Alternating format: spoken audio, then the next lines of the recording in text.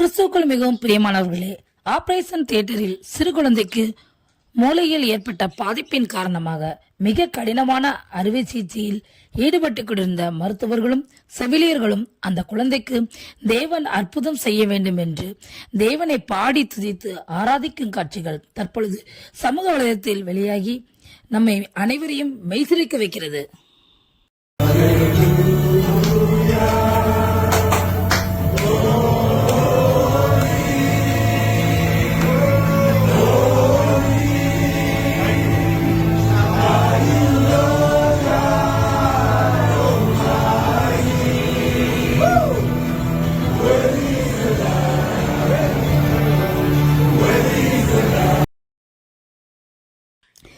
Africa நாட்டில் உள்ள சாம்பியா நாட்டில் UTH யூனிவர்சிட்டி டீச்சிங் ஹாஸ்பிட்டல் ஒன்று செயல்பட்டு வருகிறது.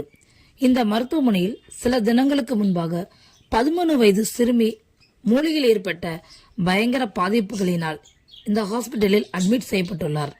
இந்நிலையில் அந்த சிறுமிக்கு டாக்டர்கள் அறுவை சிகிச்சை செய்தனர். நாங்கள் அறுவை சிகிச்சை செய்தாலும் நம் பரம டாக்டர் இயேசு கிறிஸ்து தான் இந்த குழந்தைக்கு சுகத்தை கொடுக்க வேண்டும் என்று அங்கிருந்து டாக்டர்ஸ், நர்சஸ் எல்லாம் முழங்கால் படியிட்டு தேவனை பாடி துதித்து ஜெபித்துள்ளனர்.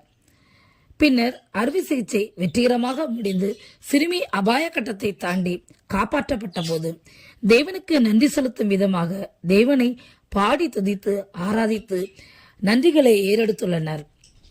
அறுவை சிகிச்சை ஈடுபட்டிருந்த தலைமை மருத்துவர் கன்சிகா சின்சியா தன் சமூக வலைதள பக்கத்தில் இந்த காட்சிகளை பதிவிட்டுள்ளார்.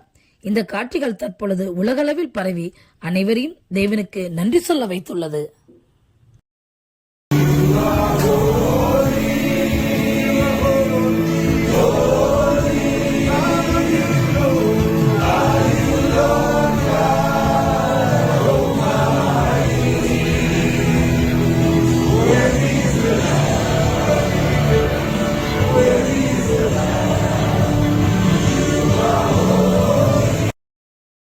இந்த அருமையான காட்சிகளை நீங்கள் பாருங்கள், மற்றவர்களுக்கு பகிர்ந்து கொள்ளுங்கள்.